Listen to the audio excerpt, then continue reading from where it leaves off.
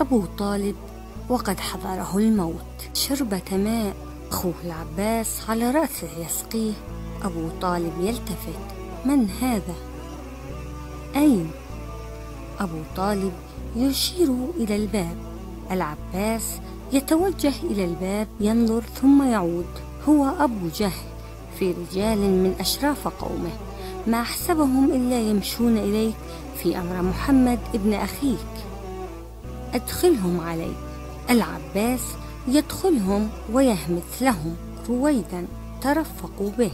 أبو جهل يدنو من الفراش: يا أبا طالب، إنك منا حيث قد علمت، وقد حضرك ما ترى وتخوفنا عليك، وقد علمت الذي بيننا وبين ابن أخيك، فادعو فخذ له منا وخذ لنا منه، ليكف عنا ونكف عنه، وليدعنا وديننا وندعه ودينه. أبو طالب العباس في صوت ضعيف: محمد. العباس يلتفت إلى الباب، هو مقبل.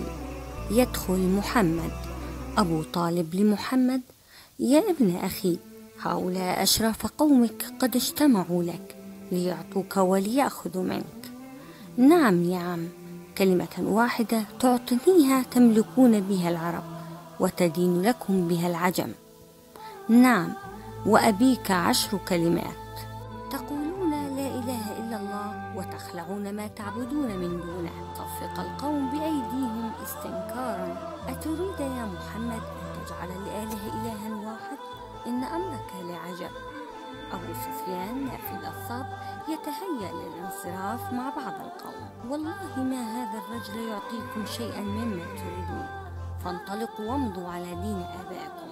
نعم، دعوه، فإنما هو رجل أبتر لا عقب له، لو قد مات لقد انقطع ذكره واسترحتم منه. يتفرجون ويخرجون. أبو طالب للنبي بعد خروج قريش: والله يا ابن أخي ما رأيتك سألتهم شططا. محمد ناظرا إليه طامعا في إسلامه: أي عم، فأنت فقلها، أستحل لك بها الشفاعة يوم القيامة. يا ابن أخي، والله لولا مخافة السب عليك وعلى بني أبيك من بعدي، وأن تظن قريش إني إنما قلتها جزعا من الموت لقلتها، لا أقولها إلا لا سرك به. يقترب منه الموت. أخي.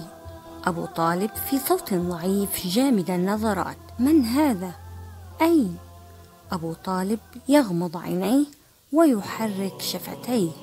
العباس ينحني عليه ويصغي إليه بإذنه، ثم يهمس لمحمد: يا ابن أخي، والله لقد قال أخي الكلمة التي أمرت أن يقولها.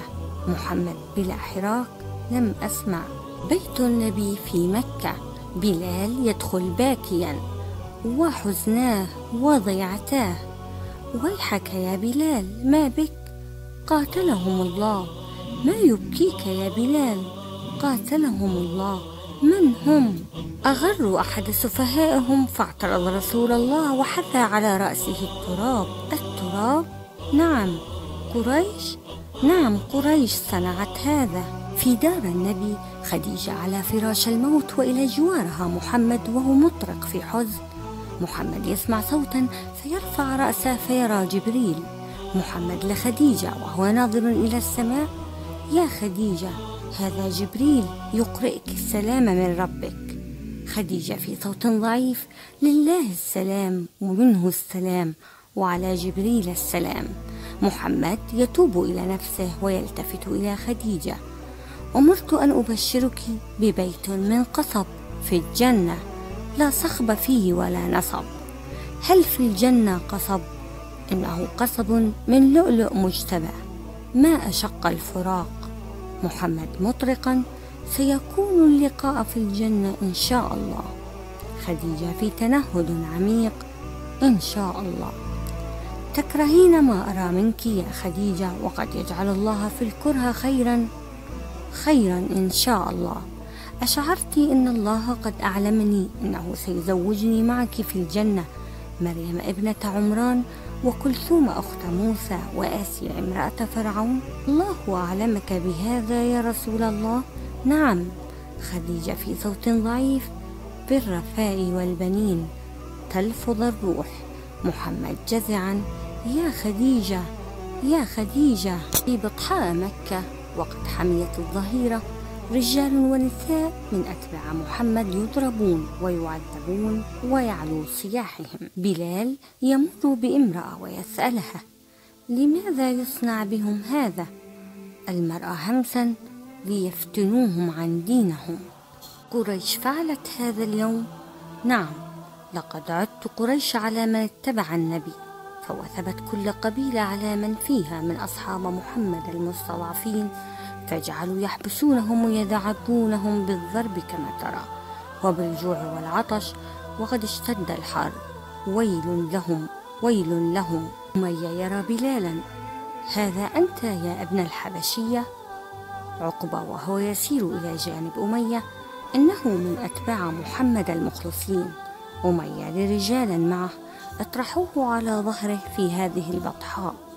يطرح الرجال في الرمضاء تحت الشمس الحامية. بلال صائحا: اتقوا غضب الله اتقوا غضب الله. أمية لرجاله مشيرا إلى صخرة كبيرة: ضعوه على صدر هذه الصخرة العظيمة. بلال لا ينبس وهم يضعون على صدره الصخرة. أمية لبلال وهو تحت الصخرة العظيمة في بلاء عظيم: لا تزال هكذا حتى تموت أو تكفر بمحمد وتعبد اللات والعزى. بلال ناظرا إلى السماء وهو يتلوى من الألم: أحد أحد.